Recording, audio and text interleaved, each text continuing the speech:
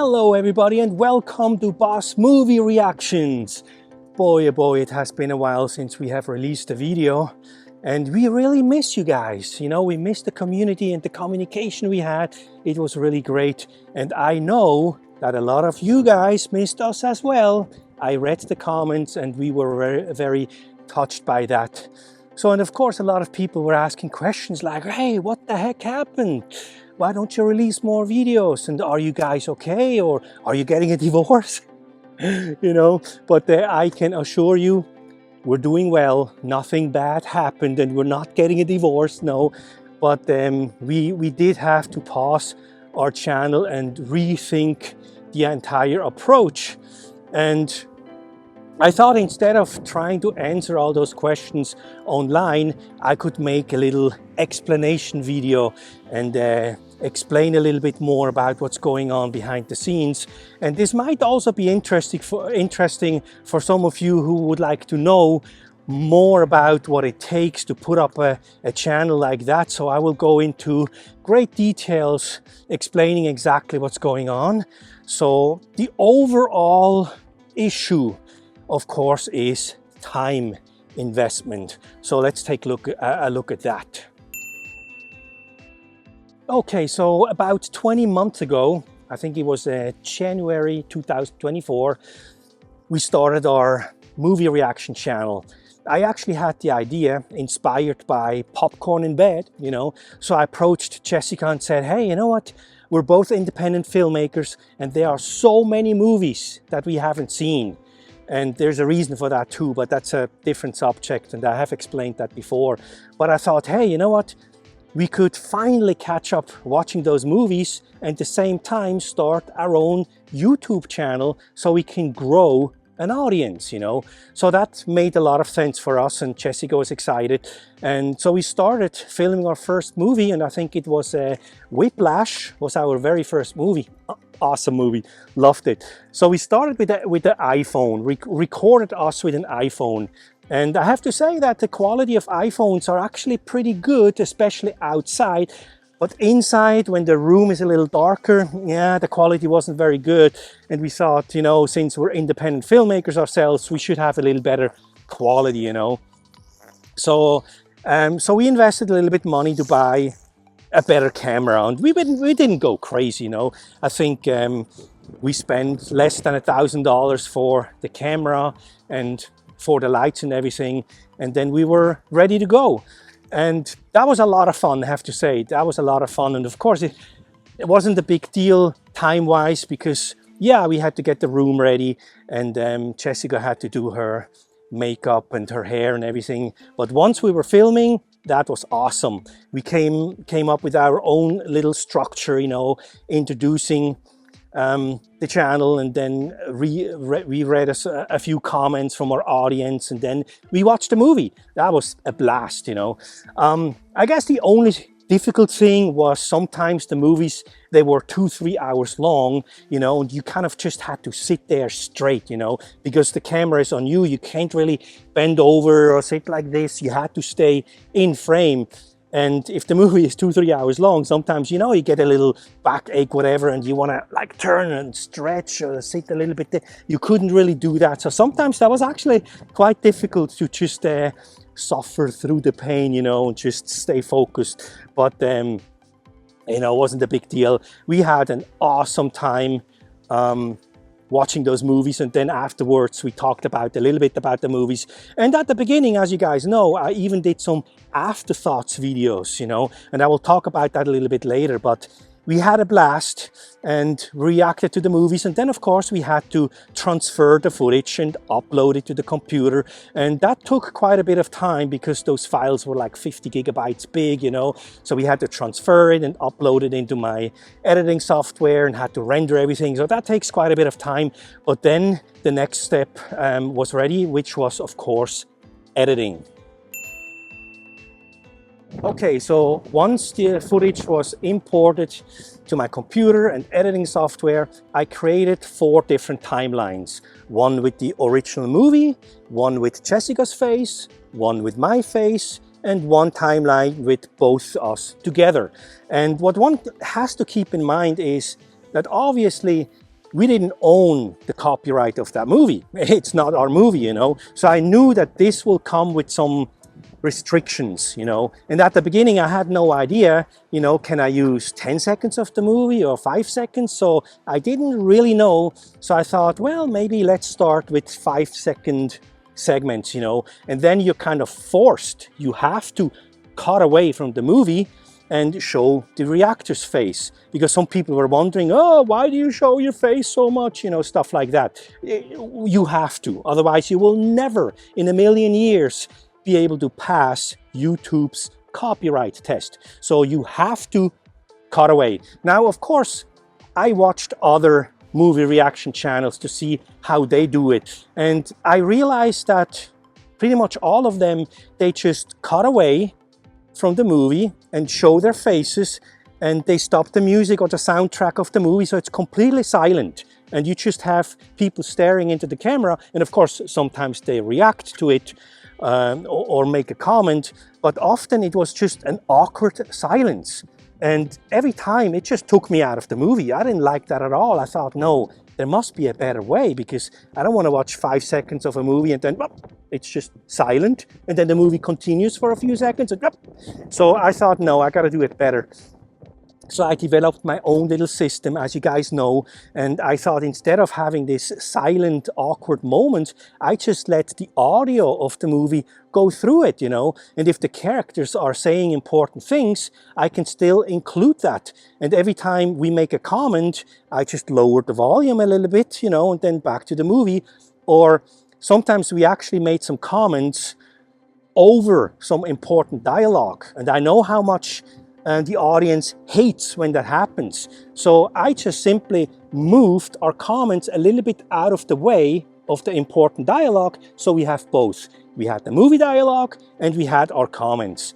So I started the editing, and every time before I edit a scene, I watched that scene again and tried to figure out what exactly is going on in this scene. Why is this scene in the movie? What is the purpose, you know, and which dialogue, which dialogue do I need to include in the movie, and what expressions of the characters need to be in there in order to understand that movie. So that's what I did with every single scene before I started editing. And since I'm a filmmaker myself and actually a screenwriter at heart, I've wrote about 20 feature screenplays. I understood the story. Now I have to cross the street and make sure I'm not getting run over here. There we go. So I analyzed every scene and then I started editing. And again, I watched other movie reaction channels to see how they do it. And I noticed that often, pretty much always actually, they cut out entire scenes. Sometimes 2-3 scenes in a row, just cut them out. 10 minutes of the movie just missing. And there's always something happening in those 10 minutes that is important to the story. So I thought again, well, I'm a filmmaker, I know better. I know what the story is all about. I can't just cut that stuff out. Although maybe it still works for a movie reaction audience because they have seen the movie before. But I don't know, I guess I'm a perfectionist in that way, and I just want to do better, you know. So I didn't do that, you know. I included everything that's important in the movie. I included in our reaction videos because I kind of wanted almost like create a condensed version of the entire movie. So even if a person has never seen that movie, they kind of can watch our reaction of that certain movie and still understand the entire movie pretty much, you know. Of course, little details will be missing, but the important stuff is in there. So that's how I approached editing. I really gave it a lot of thought when I did the editing, and I know we got, I mean, literally thousands of comments that, oh, you guys have the best editing, hands down. And one person said, I'm subscribed to 42 different movie reaction channels. I didn't even know there were 42, but you know, subscribe to 42 different channels, but you guys' editing is the best, you know. So I don't have to necessarily say that about myself. I wouldn't have known, you know, but you guys told us so many times So I was really happy to hear that, you know, and kind of proud of the final product with this creative editing style. But it was also very, very time consuming. I mean, every day I started editing 7, 8 o'clock in the morning, you know, and edited all day. I mean, until evening, you know, a minimum of 10 hours every single day for the entire week. You know, I never stopped. I stopped working out, you know, and all that stuff. I was just doing editing all the time. And as you guys remember, in the beginning, I even did some afterthoughts videos, you know, I will talk about that too. So that was even more time. So in other words, I just worked from the morning till evening, editing and nothing else. And then, of course, once I was done, I exported the video, and that took quite some time because those are big files, you know, they're like 50 gigabytes big. So it took a long time to export, and sometimes it didn't export. I had to try again. It was sometimes a horror show, you know, but ultimately I was able to export the video, and that takes like 30 minutes or an hour even. And then once that was done, I had to upload the video to YouTube, and that again took like a half an hour or an hour until it was uploaded. And then you have to wait even longer because YouTube is running the copyright test, so you had to wait for that. And then of course you are being faced with probably the biggest obstacle in the YouTube world, especially when it comes to movie reactions: the YouTube copyright flags. Huge obstacle, and I will get into that right now. Okay, so now you imagine you worked like 30 plus hours on your video and you're proud of how it turned out. Then you export it and upload it and wait for YouTube's copyright process, and then you get a flag. It says, oh, you can't use your video, it's blocked. You can't publicize it because copywritten material was detected in regard to audio, you know. So now, of course, those audio copywritten segments, those are, you know, the original soundtrack of the movie, like Hans Zimmer's famous soundtracks, or those are original songs that are being used in the movie. And nowadays, with this advanced AI, they even can detect dialogue. And yeah, it kind of makes sense, because if AI just uses a few seconds to identify a song, of course, it only uses a few seconds to identify a voice. And if they listen and said, oh, I see, okay, 3, 4, 5 seconds, yep, that's Tom Cruise's voice, and the sentence he's saying is this and this, that's from Mission Impossible, boom, your video is blocked, you can't use it. So, of course, some people now would say, oh, you can dispute that and you can file a claim using the law of fair use. And that's correct. You can try that. There is a law that certain projects can use other people's footage, and that's okay. It falls under fair use. And of course, I tried that in the beginning, and I can say, for the videos I'm producing, forget about it. It's not going to work. You can try, but you have to wait a few days to get a response. Although I have to say they're pretty fast, you know. A day or two, usually you get an answer, and it's always like, no, you can't use it. And technically speaking, you could also wait for like 30 days. That's the time frame they give you. So I can't wait 30 days. I cannot even wait a few days. I cannot even wait 1 day, really, because I only have a few hours. Because if I want to release a video every Saturday, I need to make sure this video is ready to go Friday night, you know, even if it's 2, 3 o'clock in the morning, you know. So I can't wait, and I tried and I got always denied. It's just not working with the kind of videos I'm producing. So going through to the soundtrack, for example. So sometimes they give you 1 flag, or 2 or 5, or sometimes you get 10 flags. You know, they tell you there's 10 problems in your video, and they don't tell you exactly where the problem is. They just give you a time frame. You know, they say, hey, between a minute and a minute 30, there's a problem. And between 5 minutes and 30 seconds and 7 minutes, there are problems. And later, you know, so you have a lot of flags that you have to look at. So Now, talking about the soundtrack, of course, you can imagine if there is a scene like 2 minutes long and it has a soundtrack, of course, I cut that scene down to like 30 seconds anyway. So the soundtrack is already chopped up, you know, and that would just sound horrible for audience to listen to that video. And so what I do is I overlap those chopped up segments, I overlap them and try to blend them into each other so you can't really detect any jumping audios, you know. And sometimes it turns out so smooth that people don't even know that this is edited. They just watch the movie and they think like, oh yeah, that's the original soundtrack. So they don't know it's all blended in.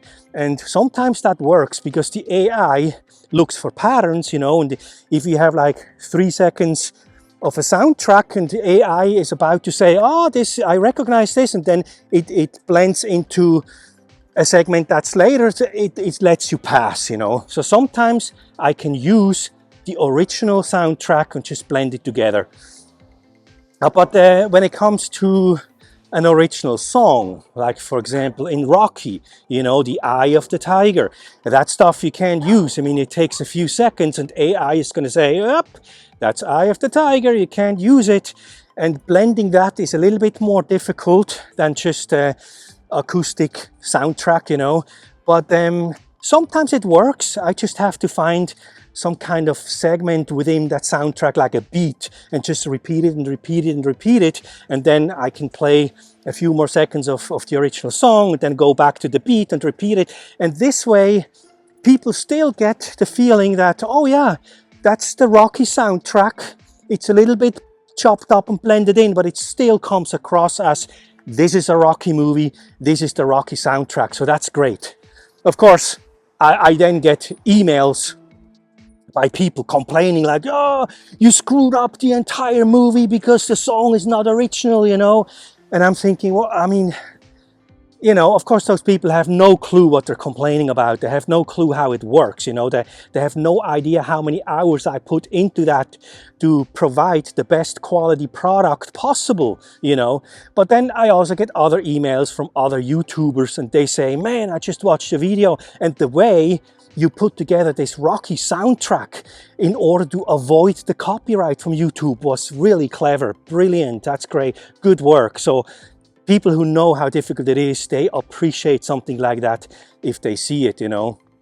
So another thing I'm trying sometimes, if I have a song that has a flag on it, I take a second song, maybe you know, I'm revealing some secrets here, a second song, maybe a techno song that has a nice beat, you know, and I put it under the soundtrack deep into the background so you can't really hear it. If you don't pay attention, you can't hear it, you know, but the AI will hear it.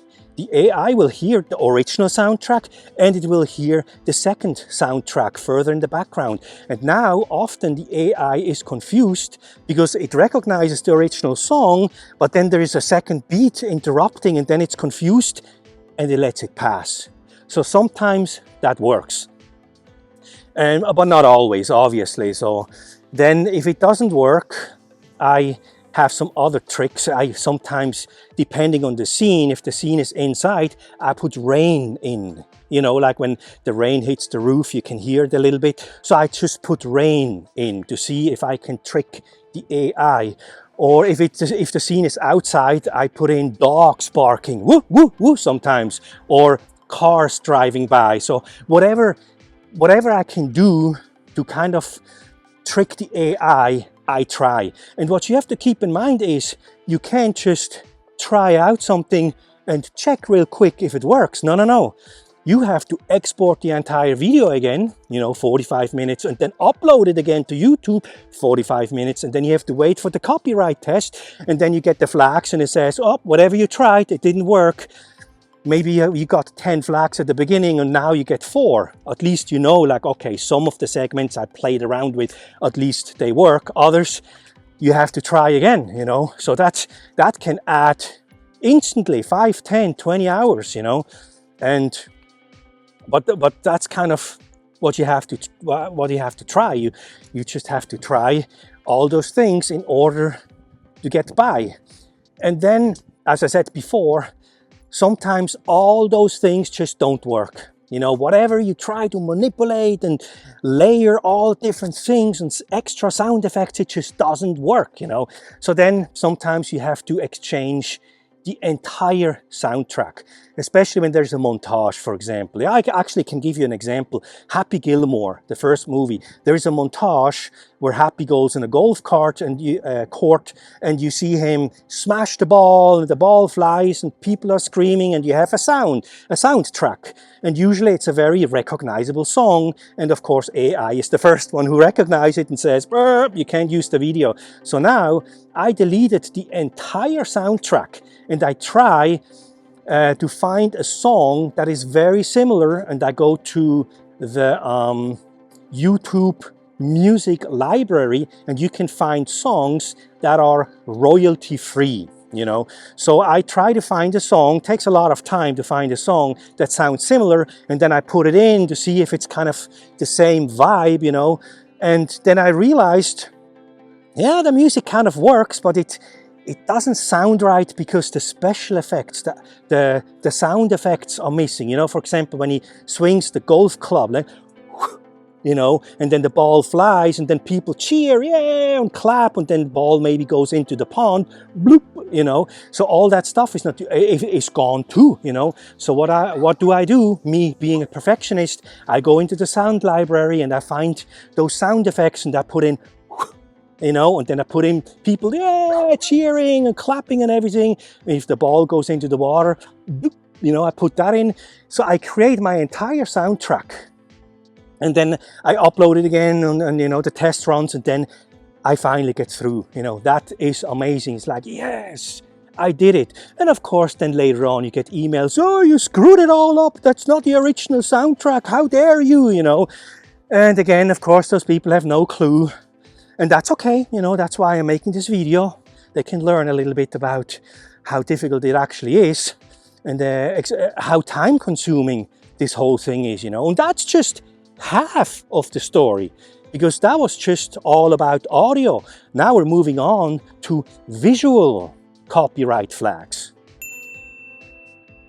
Okay, so now you have to deal with the visual copyright flags that you're getting.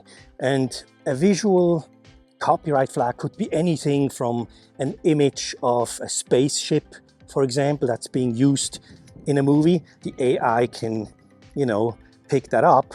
Or it could be even an action sequence, you know. But I think it's probably mostly facial recognition. The AI is very good at recognizing faces. And if you have Tom Cruise in the movie and the AI sees, oh, that's Tom Cruise's face for like 3-4 seconds and too long, boom, you can't upload the video, you know. So sometimes you get lucky and you get through the first time, but then other times you have like 5 flags or 10 or even up to 20 flags, you know. And I remember once I got a time frame. It just said between 10 minutes and 25 minutes, there are problems. Plural, you know, and that's like a 15-minute time frame. That's like a third of the entire video, you know, and you don't know exactly where the problem is. It's just problems in those 15 minutes. So now I have to go back and figure out, you know, use my best knowledge to try to fix it, you know. So I start blurring things. I see, yeah, Tom Cruise's face is a little bit too long probably, so I have to start blurring here, and then later on I have to blur more. And it's kind of frustrating because I have worked so many hours already on that video to make it perfect, you know, and now I have to go back and screw it all up, you know. But, you know, it's either that or no video at all. So I go in, I blur things, I blur here, blur there, you know, frustrating. And then you never know if it's good enough. In order to find out, you have to export the entire video again, wait 45 minutes, upload it again 45 minutes, wait until YouTube runs the copyright test, and then you still have 5, 6, 7 flags, you know. So you have to go back and try it again. And of course, after a while, in order to save a little bit time, I started exporting low resolution files, you know, just to play around with. and it still takes 20 minutes or 25 minutes, but you know, I can save some time. And then once a low resolution file goes through the copyright test, then you can be pretty sure that the high resolution file also will go through. But not always, you know. You go back, you export it, you upload it, you wait, and then you still have copyright flags, because now AI is looking at the higher resolution video and it can make out more details, and therefore, boom, you still get flags. So you have to go back again and fix it, you know. And sometimes it's just so difficult to fix, you have to try other things. Sometimes if blurring alone doesn't work, I have to completely cut away from the movie, you know, and just cut to the reactor's face, and then for a few seconds, and then go back to the movie. And also what I tried is flip the entire image of the movie, flip the whole thing around. And most of the time it doesn't work, because AI is smart enough to realize it's still the same image, it's just flipped, you know. So it has worked a few times in the past. And another thing I tried sometimes is, if somebody gives a monologue, I slowly zoom in, you know, like it's a natural camera move in for like 10% or so. And sometimes that can work, because the AI might be a little bit confused because it zooms in now, but usually it doesn't work because the face is still the face, you know. So very, very, very difficult. Oh, by the way, the record stands at 37 different versions, believe it or not. So that's what I once had to do. With one single reaction video, I had to create 37 different versions, until finally I was able to upload it and I got the green light from YouTube that I can publicize it. I mean, that is crazy. That alone took like 2-3 days longer, you know. I mean, imagine if the whole process of exporting and uploading and waiting and trying to fix the thing, if that would only take 1 hour every time, that's already 37 different hours, you know. So that adds a lot of time, and that's why I had to work so much. And one also has to keep in mind, at that point, we were not monetized at all, you know. So I worked at least like 300 hours a month for nothing, you know. And that's okay at the beginning, you know, but just keep that in mind, how many hours for nothing, you know. And then finally, when the video, you know, I tried to always be done at Friday night, of course. Sometimes I worked until 2-3 o'clock in the morning just to get the video ready to release on Saturday morning. And most of the time I was able to do that, but sometimes it didn't work, especially back then when I had to create 37 different versions. I could not make the deadline, you know, so it takes a little bit longer. And then finally you upload it, it passes it, and you can publicize it, you know, finally give our audience the newest video. And then I get an email saying, oh, you didn't release a video last Saturday. That's what I call low-level effort, you know. And I'm thinking, what the hell do you know about low-level effort, you know? Writing a comment like that without thinking, that's a low-level effort.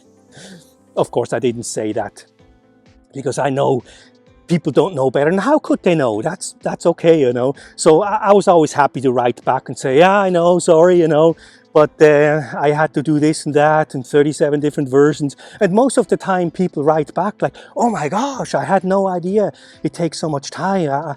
I regret my comment now. So no, it's okay, really, it doesn't matter, it's okay. So, and I can imagine when it's Friday, you know, 2 o'clock in the morning, and the video finally goes through, and said, yes, I can now release it on Saturday morning. And one could think like, oh, okay, so once the video is finally out, and by the way, one has to also keep in mind that once the video passes, I also had to create the thumbnail video for the reaction video, the thumbnail. And then I also had to upload it on Rumble, because we have the channel there as well. And I also had to upload it on Patreon. It takes all time.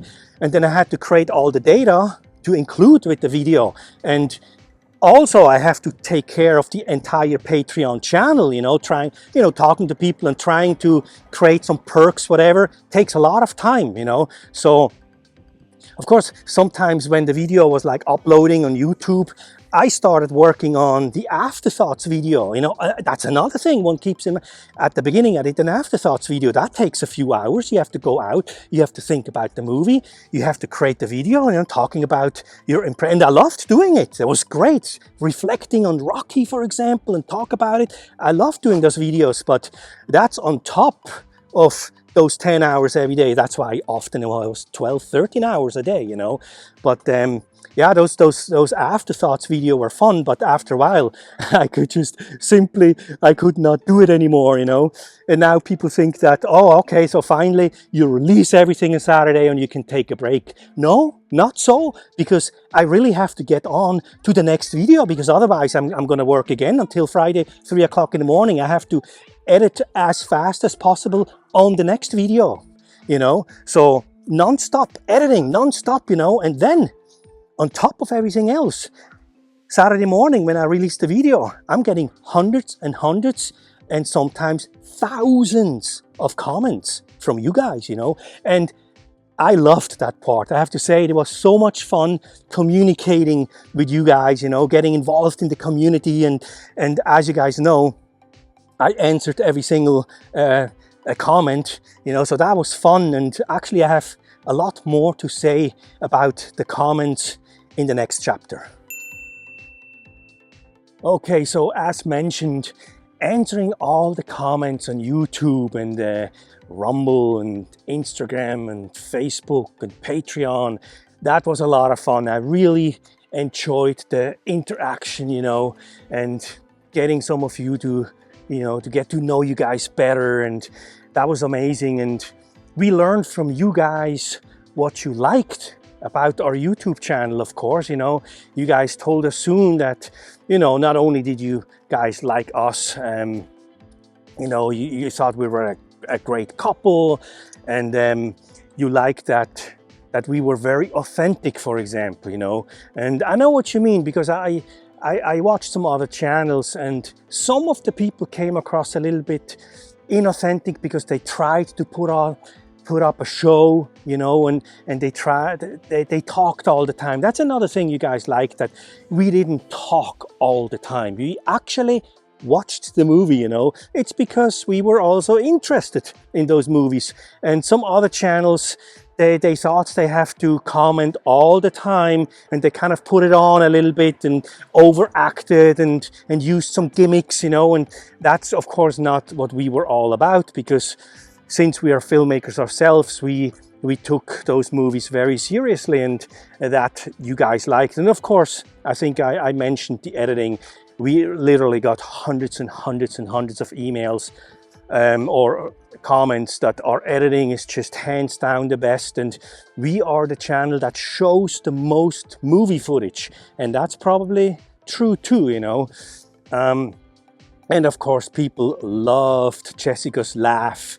A laugh that can heal the world, somebody said. So that was awesome, and a lot of people appreciated my sensitivity and my vulnerability.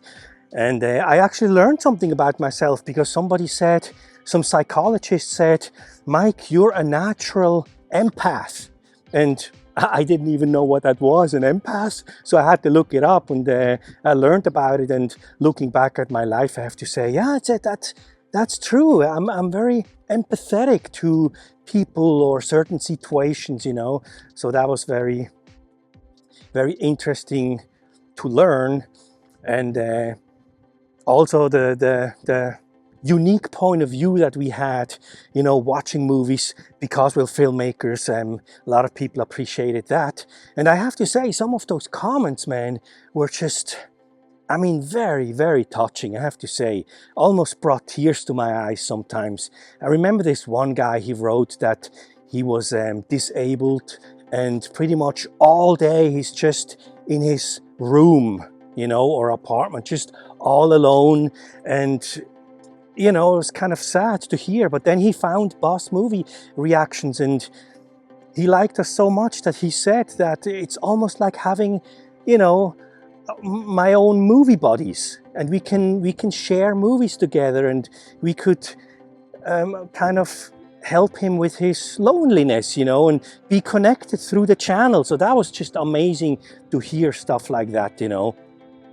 Or that truck driver, he always commented, and he was always on the road, you know, driving for long hours. And whenever he took a break, a lunch break or something, he took that break in the truck, you know. He pulled over, I guess, and he wanted to watch something. So he chose to watch Boss Movie reactions during his lunch break. And I was just amazing. Every time I got a comment from this guy, he was like in a different state, you know. So that was great. And maybe one or two more that I remember. The guy in Florida, he just went through this tornado or hurricane, whatever, and he said we're still suffering the aftermath, no electricity, you know, but he had a generator, and he said that he just had to be very disciplined and just use the electricity for the fridge and for the lights if needed, you know.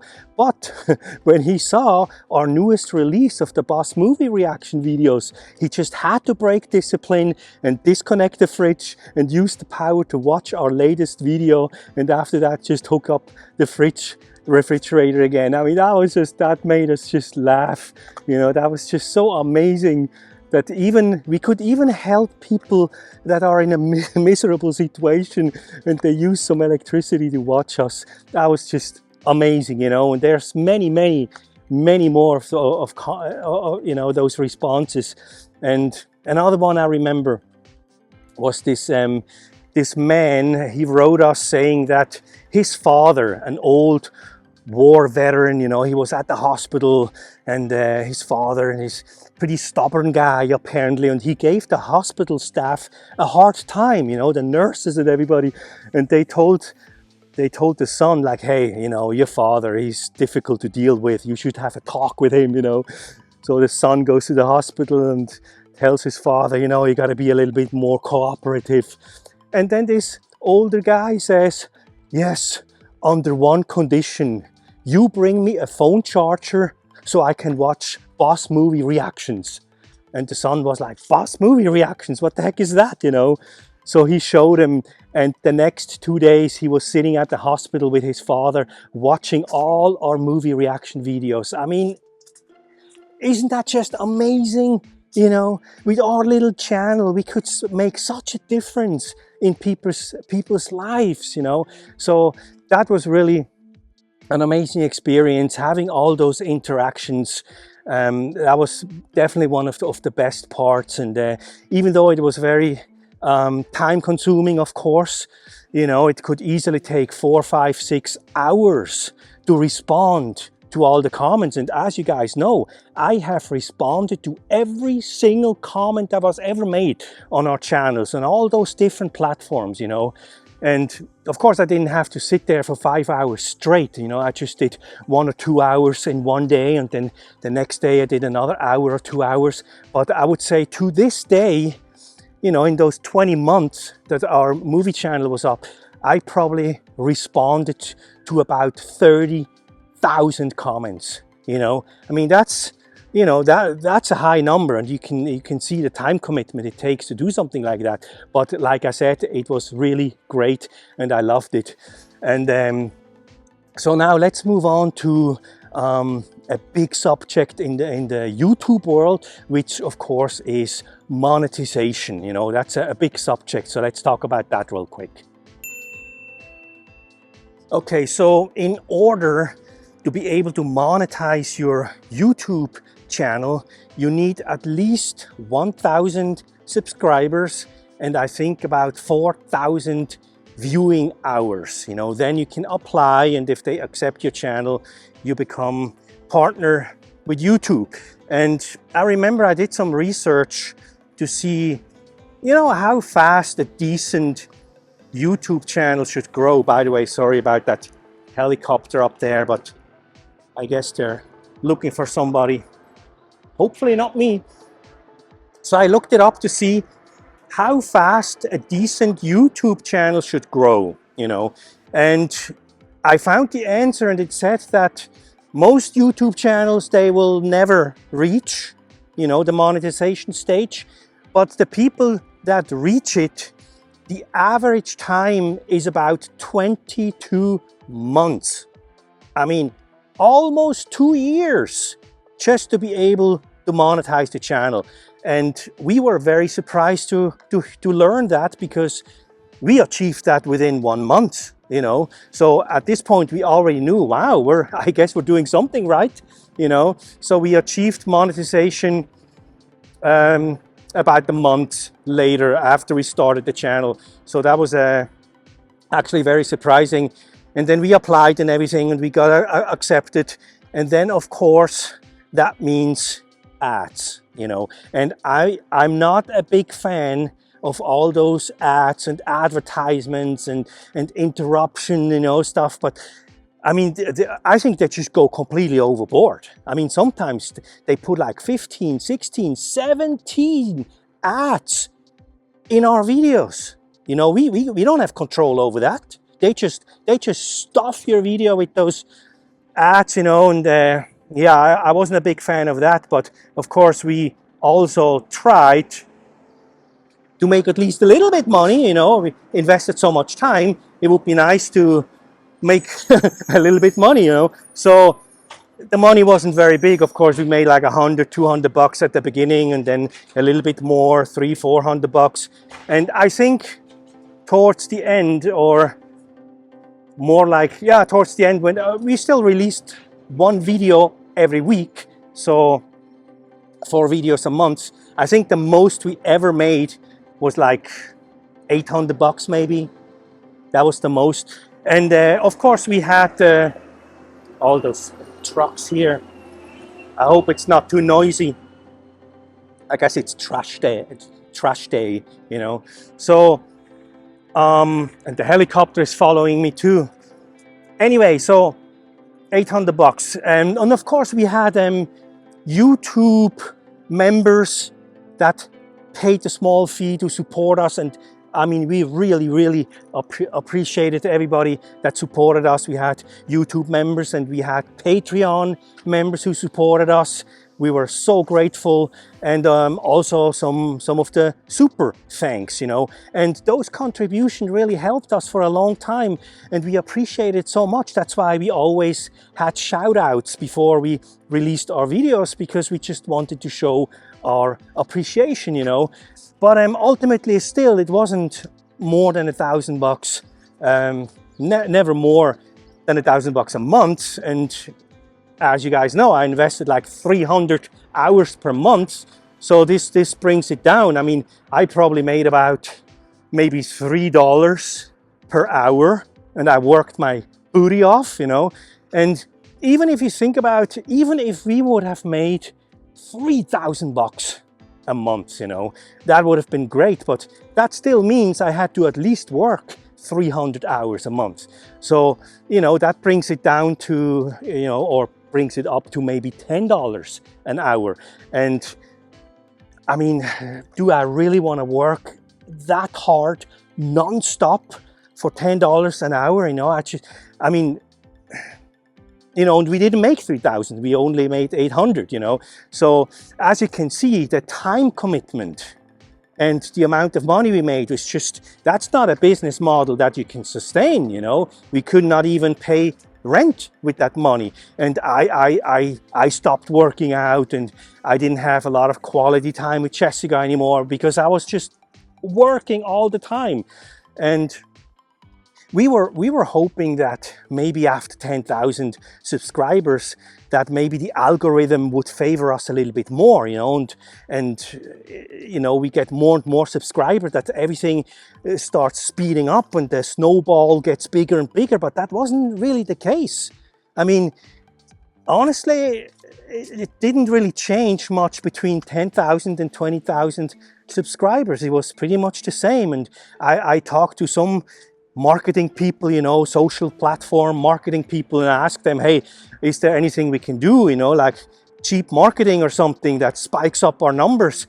And I told them we score about 1,000 new subscribers every month, you know. And he was like, oh wow, 1,000 subscribers every month with no advertisement. And he told me that he has clients, they pay between $5,000 and $100,000 a month or maybe a year, no, a month, I think, you know, big companies, and they don't get much more per month. They might get to 1,500 subscribers. So you guys doing something right. So we don't really have to invest money that we don't really have. So we just kept going, you know.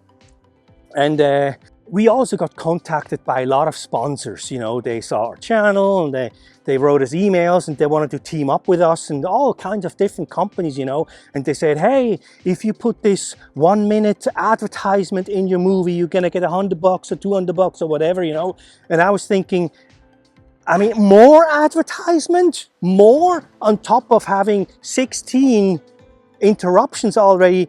Now we're gonna put in another 1 minute advertisement that you guys can't jump over? No way, this is ridiculous, you know. So even maybe we could have made a few $100 more, but I mean, those videos would become unwatchable after a while. I mean, who wants to watch commercials all the time? So we pretty much declined all those offers. It wasn't very tempting. And also sometimes we couldn't monetize the video. I tried to get it past the YouTube copyright time, maybe after 10 different versions, you know. Then it was Friday night already, and a label pops up saying that you can't monetize this video, but the owner of the copyright material allows you to publish it anyway. So I thought, okay, I mean, it's Friday night, you know, I gotta release it Saturday morning, so let's do it, you know. And then I thought, well, since we can't monetize it, I just make sure I demonetize that video, so at least you guys don't have to watch the commercials, you know. And of course, you know, working 50 hours on a video and then you release it, you don't make a cent, wasn't very encouraging either, but at least we were able to put it out, you know. But then when I demonetized the video, that didn't work, because they still stuffed the video full of advertisement. That the money now went to this copyright owner, you know, the Universal Studio or Paramount or whatever, you know. So that didn't work either. So we still had a lot of ads and we didn't even make 1 cent from it. And sometimes it was even worse, because we worked so hard on the video and finally got it out. We could monetize it, but then a few days later, or sometimes 2 weeks later, boom, I get an email, your video is blocked now. You know, or now you can't monetize it any longer. So they just stopped it, somebody else gets the money. This happened all the time. And this, of course, became very, very frustrating after a while, you know. So much time investment, and we make even less money than before. So as you can see, like I said, this business model was really not sustainable anymore, you know. And we had to rethink the whole thing. And now, of course, it would be fair to say that, hey, but Mike, other movie reaction channels, they make it work too. Obviously, they make some money and they can survive, and, you know, and that is absolutely true. And I'm very, very happy for those movie channels. And yeah, I think that's great. More power to them, you know.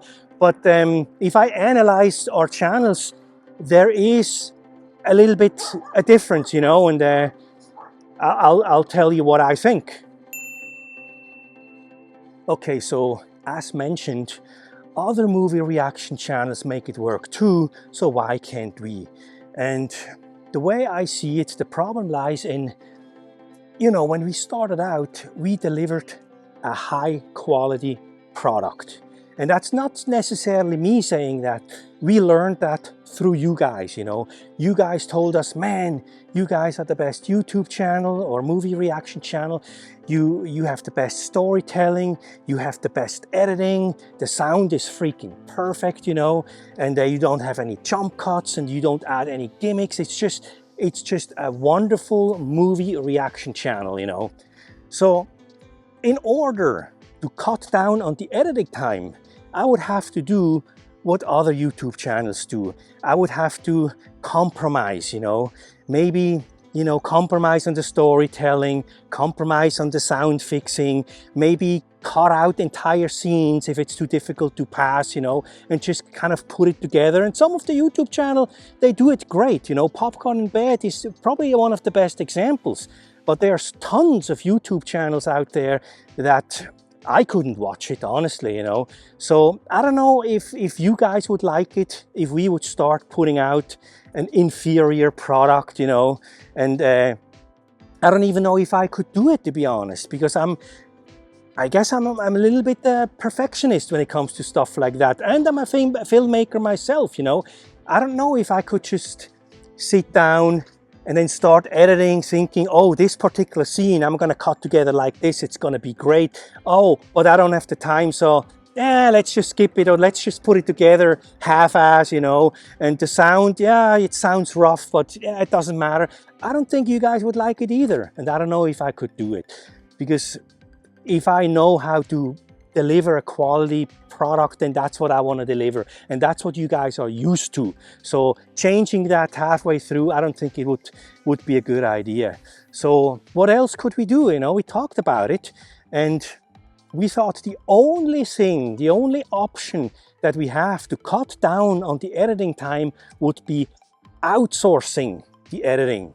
So let me talk about that for a moment. All right, so Jessica and I talked about outsourcing the editing, you know, and I have to admit I wasn't very optimistic about it, because I thought, man, you know, I know what it takes to create a video like that. I just don't think anybody else can do it for a reasonable price, you know. But hey, you know, I had a little hope, so I thought, yeah, let's try it out. Let's outsource the editing and see where we land. And I thought, if somebody can do at least like 70%, you know, then I can do the rest. I can upload the video and do the last 30% and fix it, whatever. So I was hopeful that at least I would find somebody like that. So I looked through my email box, because sometimes we got emails through our YouTube channel from editors who offered their services. You know, they said, hey, I saw your channel, it's great, blah, blah, blah. I'm specialized in reaction videos, and if you ever want to outsource the editing, contact us.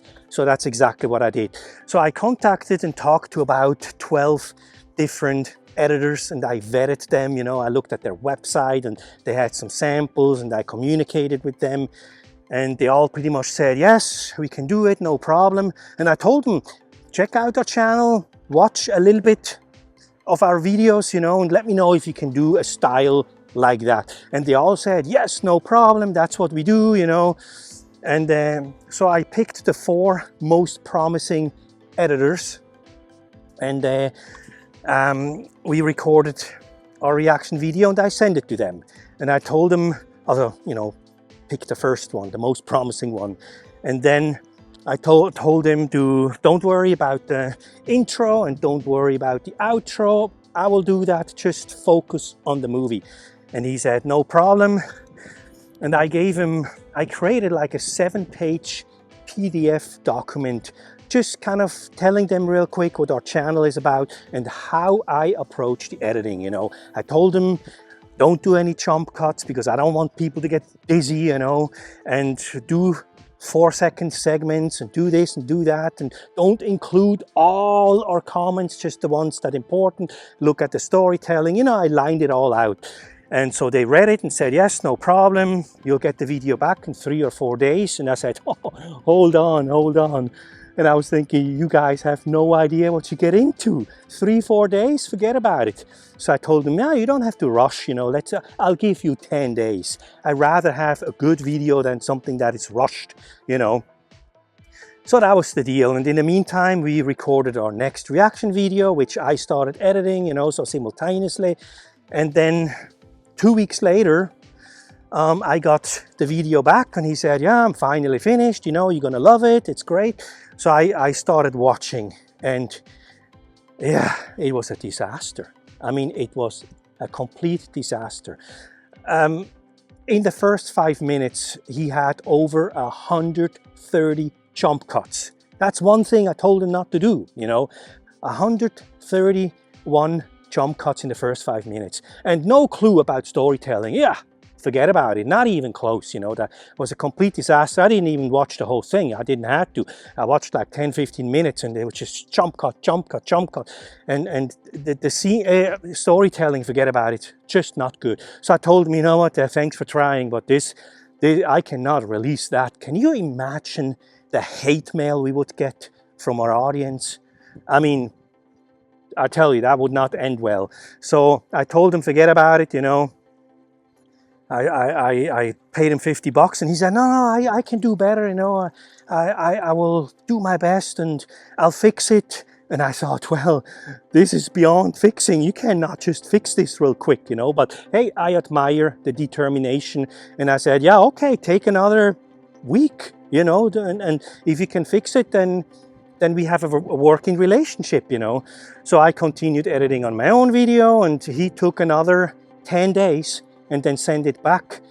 And it was pretty much the same thing. I mean, I didn't even know he changed anything. It was like one shot. After pointing out, I don't want any jump cuts, still full of jump cuts, hundreds, you know. So that was a no-go. And I told him, thanks for your effort, you know. I paid him the $50 and moved on to the next one because that was just unbelievable. And then the last editor was kind of a company that has a lot of editors and they outsource the project to whatever editor fits best, you know. And they had editors that did movie reactions, you know. So I sent them the video and Platoon, the last video we did. I sent that to them. And I also sent the guidelines. They read it, said, yes, no problem. We'll get back to you in like 5 days, you know. And again, I told them, well, you know, take 10 days. That's okay. And it took them at least 2 weeks to finally send the first version back. And again, I mean, it was just a disaster, you know. One jump cut after another. Probably maybe a little less than the other guy, but I'm sure close to between 500 and 1,000 jump cuts in one video, you know. And some of the jump cuts were so close together. I mean, after a while you get dizzy, you know, and you don't get that with our videos because I don't do jump cuts, you know. And I thought, well, this is just not going to work, you know. So I edited the first 5 minutes of Platoon myself, and I sent it to them and said, look, that's how it should be done, you know. And they said, yeah, no problem. It's great that you send us an example that will help. And I was thinking, well, I just followed my own guideline, you know, the same guideline you guys have. You just didn't listen, you know. So I really didn't have any hope that this is going to turn out well. And there was one more thing I wanted to say. Oh yeah, they even though I told them not to use all the comments, they literally used every single giggle and laugh and comment, like everything they thought they need to include, even though I told them not to do that. Because sometimes we make inside jokes, you know, like something comes up, we have an impulse, we talk about it real quick, but that's between us, Jessica and me, that nobody else would understand, you know. So I cut that stuff out, obviously. Well, not obvious to them, you know, they included everything. So anyway, I sent them the first 5 minutes. And then I thought, you know what, I'm going to start editing Platoon myself because they're not going to be able to deliver. I already knew it, you know, but they wanted to fix it, you know. So I took them another, I think this time, at least 2 weeks, I think a little bit more, to finally send the end product back. And I looked at it and I knew instantly, first of all, they didn't even adjust the first 5 minutes, the way I gave them the example. And jump cut, and you know, and again, storytelling. That I'm not saying they were not skilled editors, because they had the skill. I could tell some stuff was nicely edited, but it takes more than just being a good editor, you know. You gotta have the sensitivity to understand the movie and understand the dynamics between the characters and the emotional component. You gotta feel that stuff and include it in a condensed video. It's not easy, I understand. But this time I thought, you know what? I'm gonna watch the entire video, you know, because I haven't watched the entire video from the beginning to the end. So I thought, okay, I'll watch it, no matter the jump cuts, you know. And I watched it and I was bored, you know. I was bored and very much annoyed because of all the jump cuts and then all those freaking comments that they included. I got really annoyed, and you know, sometimes the movie is just blurred for like 20-30 seconds. Nothing happens on the screen, you know. And it's just ridiculous. And not once Was I drawn into the story or connected with the characters? Not once. I was simply sitting there being bored, you know. And I thought, if I release that, no, this is not going to go over well, you know. So I finished my editing, and then I thought, well, I'm gonna watch my own version now, because I always do, to see if there's any mistake in there, you know, or that the sound is not perfect. So I always give it one last watch. And I tell you, I watched my own video, and it only took a few minutes and I was already drawn in. I watched the story, I even teared up at one point, and sometimes you laugh, you know. It's like I was connected to the movie because I edited the movie in a way that you could connect to the movie. So anyway, I had to tell this company, you know, I'm sorry, but this is not going to work. This is not going to work. And they didn't even ask for money. They said, we're so sorry it didn't work out, and you don't have to pay us, you know. So that was great, at least, you know. So that was pretty much the end of trying to outsource editing. It just didn't work. And I'm not saying I'm like the best editor in the world. No, I'm not saying that at all. But I'm saying it's very difficult to do for a reasonable price, because I live in Hollywood here. I'm surrounded by professional filmmakers. I can for sure find several editors who could do it, maybe even better than I do it, you know, because they're sensitive. They're the best in the world, you know. They understand story, they understand movies and emotions, they understand editing. They can condense a movie in like 4-second segments. I don't know if they would be able to pass the YouTube copyright thing, because that's a different beast, you know. But if they could edit the movie the way I want it, I could take care of the copyright stuff. But if I would approach an editor like that, they would probably charge like $50 an hour, you know, and it would it would take them 30 hours, a minimum of 30 hours to do. So that would be $1,500 multiplied by 4. That's $6,000 a month, you know, and then we make like $800. So in other words, we lose over $5,000 every month. I mean, is that a business model that's sustainable? Of course, it would free up a lot of time that I could do something else, you know, but that's not going to happen, you know. We can't spend $6,000 just for videos and then make $800 back, you know, or even if we make 1,000 back, it's just not worth it. You can't do it, you know. So that was the end of that. And I don't know if I mentioned that those editing services, they were all between kind of like $60 and $125, something around there, you know. And I guess next I'm going to tell you my conclusion. So let's talk about that real quick. Okay, so the conclusion obviously is very simple. We just can't continue the Boss Movie Reaction channel right now because of the time investment, you know. As you guys can see now, the time investment is just astronomical, especially compared to the financial gain that we have, you know. And we're like people like you and me, you know. We live in LA, it's pretty expensive. We have to pay rent, we have to eat, you know, and we have to pay for health insurance and car insurance and iPhone and internet, just like you guys. And I don't think any of you could survive on $800, you know. So unfortunately, right now, we have to pause our channel and, you know, do something else. And if you compare to other people who have YouTube channels, you know, other people who are more successful, who have maybe, you know, over 100,000 subscribers, and more power to them, I'm happy for them.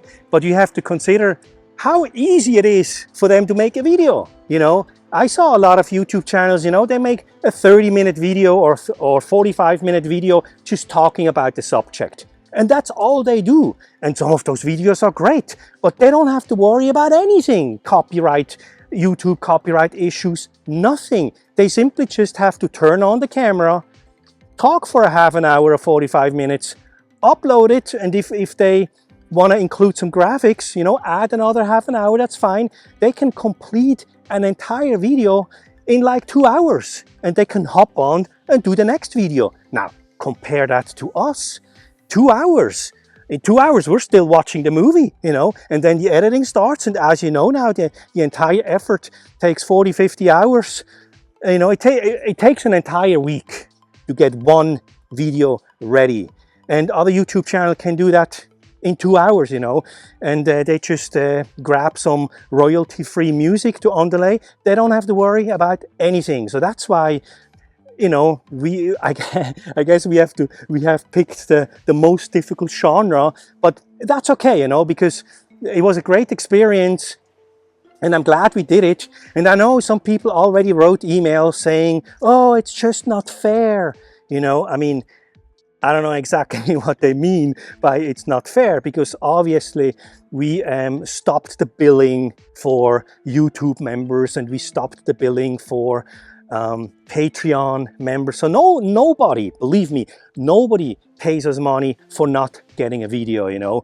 And somebody else wrote, oh, it's unfair because I'm supporting you guys by watching your videos.